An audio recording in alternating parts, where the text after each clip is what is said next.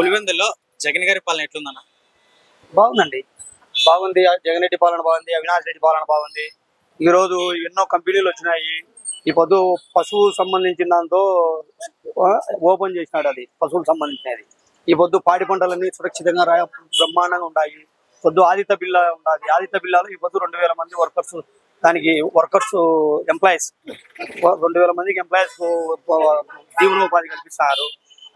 But సమ్మి glass factory ఒకటి ఉండాలి, దాంతో ఒక 450 మంది వర్కర్స్ ఎంతో పనిచేస్తారు. ఈ పొద్దు మెడికల్ కాలేజీలో దగ్గర అది ఎంతమంది పడతారు మనకైతే ఇంకా ఐడియా దొరకలే. అది ఎన్ని వేల మందికో జీవనోపాధి ఉండాలి. ఇప్పుడు ఏం కావాలన్నా, ఏది బతుకుదేరు కావాలన్నా పులివెందులో ఎలాంటి ఇబ్బంది లేకుండా ఉండాలి. జగన్ రెడ్డి పాలన కానీ అవినాష్ రెడ్డి పాలన కానీ అత్యద్భుతంగా ఉండాలి. ఒకవేళ అవినాష్ రెడ్డి గారిపై కొంత వ్యతిరేకత ఉందంటారు కదా, ఎంతవరకు ఇంపాసిబుల్ అండి. అది దైవ నిర్ణయం, అది దేవునికి తెలుసు. కానీ అట్లాంటి వ్యక్తులు అయితే మేము ఇంపాసిబుల్. అది వ్యతిరేకత వాళ్ళు ఏదో మాట్లాడుకుంటారు. ఇప్పుడు సినిమాలో సెట్టింగ్ ఎట్టంటారు చూడు, ఇప్పుడు సినిమాలో సెట్టింగ్ పెట్టుకొని మాట్లాడుకుని చెప్పి ఫైట్ చేసుకుంటారు. ఆ విధంగా వాళ్ళు పోతున్నారు, వాళ్ళు మాట్లాడేవాళ్ళు.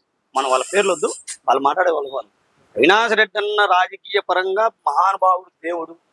ఎవరికి ఏ వ్యక్తికి కానీ రెస్పాన్సిబిలిటీ ఎట్టంటా అంటే అవినాష్ అన్న రెస్పాన్సిబిలిటీ.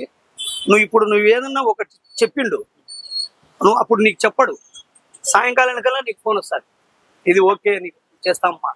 ఒక హాస్పిటల్ పని కానీ, ఒక ఉద్యోగపరీత్యా ఏదన్నా అడిగినా కానీ, ఒక జీవనోపాధికి అడిగినా కానీ, ఇంకొకటి ఏదైనా ఇబ్బంది, ఆర్థికంగా ఇబ్బంది పడుతున్నాము సాయం చేయనా అనే కానీ సాయంత్రానికల్లా ఫోన్ వస్తుంది.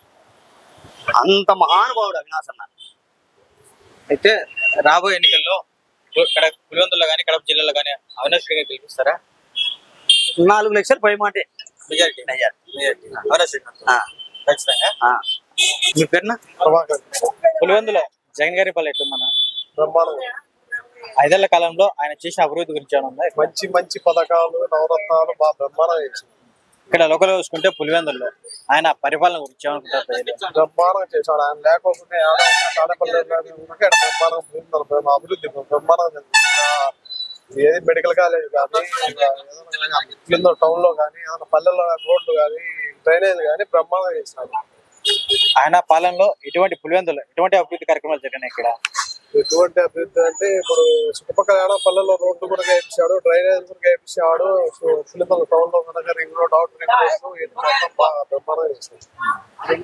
అవినాష్ రెడ్డి గారి గురించి ప్రజలు ఏమనుకుంటారు? ఇక్కడ ఆయన కూడా బాగా ఎంపీ గారు బాగా బ్రహ్మాండంగా చేశారు.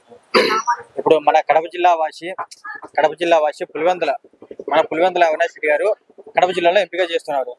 ఆయనపై కొంచెం వ్యతిరేకత ఉందని చెప్పేసి ఇక్కడ లోకల్ గా శ్రీమలమ్మ గారు సరిపోయిన వాళ్ళు చెప్తా ఉంటారు. ఆఫీస్ కాడికి పోతే ఫలానా సమస్య అంటే బ్రహ్మాండంగా పలికి ఏదైనా కానీ సమస్య అంటే సేల్చుకొని సేవించాడు. ఏదైనా ఇబ్బంది లేకుండా బ్రహ్మాండంగా చేస్తాడు.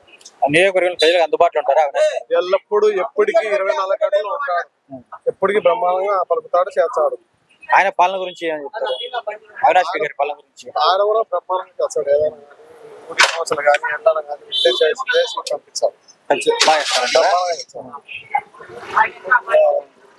రాబోయే ఎన్నికల్లో ఇక్కడ మన జగన్ గారికి మెజార్టీ ఎంత రావచ్చు? జగన్ మెజార్టీ 1,20,000, 1,40,000. గతం లేకుండా పెరగచ్చా తగ్గచ్చా? పెరగచ్చా. ఎందుకు పెరగచ్చు అన్న ఇక్కడ? ఎందుకు అంటే బాగా మన జగనే కదా బ్రహ్మాండంగా చేశాడు కాబట్టి నమ్ముతారు జగన్. అట్లా పెరగచ్చు. పులివెందులో బాగా నమ్మకం.